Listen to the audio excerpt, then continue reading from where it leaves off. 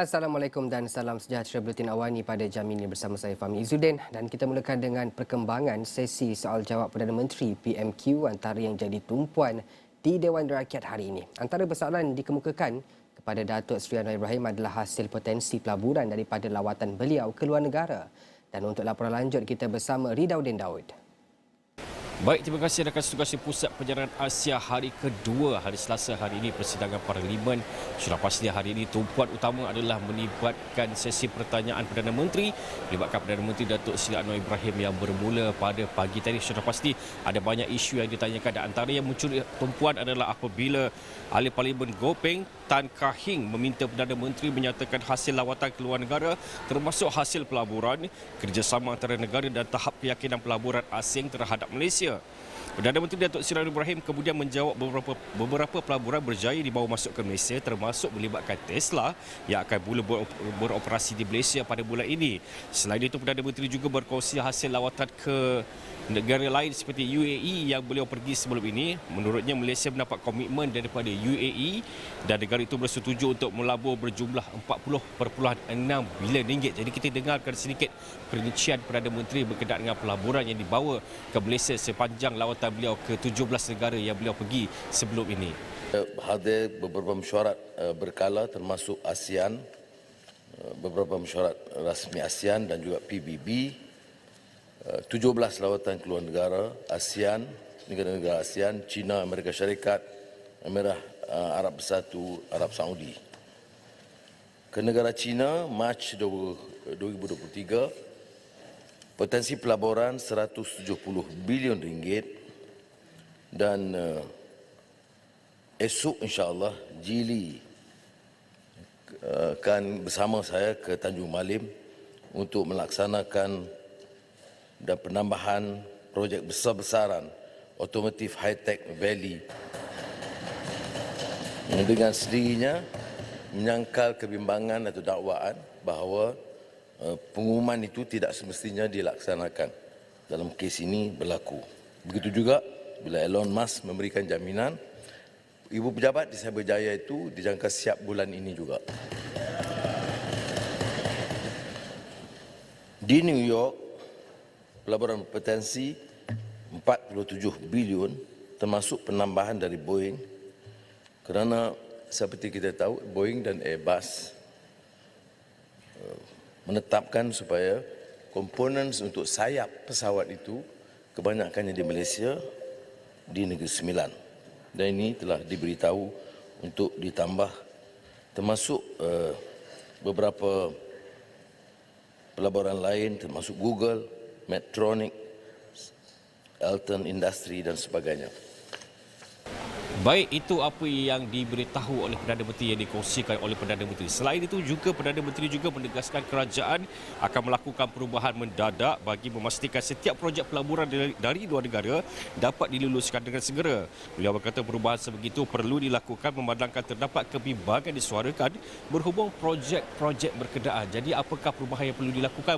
Mungkin kita boleh dengarkan sedikit apakah yang dikatakan oleh Perdana Menteri. Yang Berhormat harus juga faham bahawa untuk pelaksanaan itu kadang-kadang ada disuarakan kebimbangan.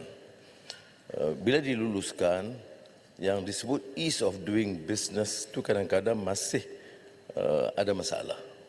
Oleh itu saya telah menetapkan supaya kita lakukan perubahan yang agak mendadak, bukan saja one stop center di MITI tetapi Jawatan Tindakan Penyelarasan Pelaburan dan Perdagangan di bawah Menteri MITI dengan kerjasama JPM, Jabatan Perdana Menteri. Dan ini akan memastikan projek-projek itu diluluskan dengan kadar segera. Terima kasih. Baik, itu berkenaan dengan pelaburan luar negara. Perkara yang berkaitan dengan OPR dan juga perkara dalam negara juga turut disentuh oleh Perdana Menteri apabila beliau memberitahu ataupun berkongsi berkaitan dengan OPR dan juga subsidi bersasar. Itu adalah berkaitan respons terhadap pertanyaan daripada Ahli Parlimen Air Hitam Datuk Seri Dr. Wee Ka Siong yang membangkitkan persoalan berkenaan OPR dan juga subsidi bersasar yang akan dilaksanakan kerajaan yang mungkin akan dibentangkan dalam belanjawan akan datang. Jadi mungkin kita boleh dengarkan perincian lanjut daripada Perdana Menteri Datuk Seri Anwar Ibrahim. Pertama OPR, kita ucap terima kasih kepada Bank Negara kerana tidak sewenang-wenang menaikkan OPR. Malah penjelasan mereka, OPR itu tidak hanya bergantung kepada peningkatan faedah di Amerika Syarikat. Dia melihat fundamentals. Dan dari beberapa kali mesyuarat Jawatankuasa Kewangan Bank Negara tidak menaikkan, memikirkan soal inflasi yang rendah dan juga kesan kepada rakyat.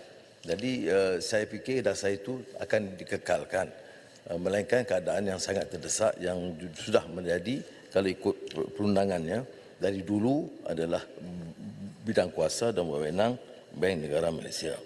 Yang keduanya tentang subsidi bersasar, saya jelaskan bahawa dalam perkiraan dan pertimbangan kerajaan, termasuk Jemaah Menteri, sementara subsidi bersasar itu dianggap sangat mendesak kerana jumlah subsidi yang meningkat kepada 81 bilion ringgit bagi negara.